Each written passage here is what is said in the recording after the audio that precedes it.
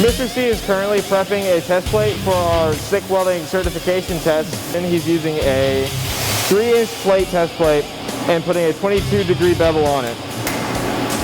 This is actually one of the bevels that he was just cutting over there.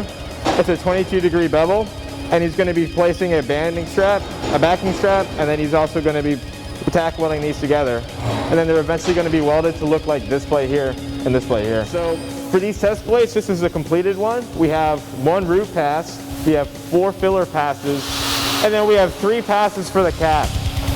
As you can see here, these are the 3 passes on the cap. That's on the top of this plate. These are the levels of a stick welder. And so what you're going to start with is you're going to start with stringer beads, which are just individual beads of a weld.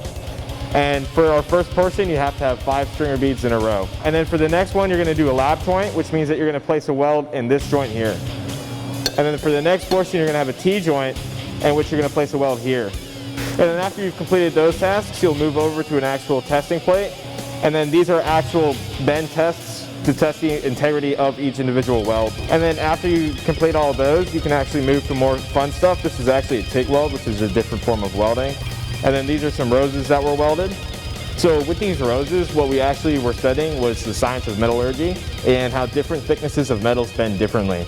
So these petals are actually at a slightly different thickness than these leaves here, and these leaves bend a lot easier than these petals do here.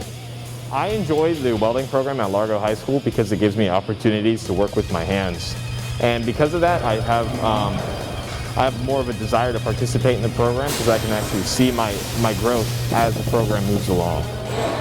This program also helps me obtain certifications for the American Welding Society, which can help me to build a career or just have a skill that I would like to have.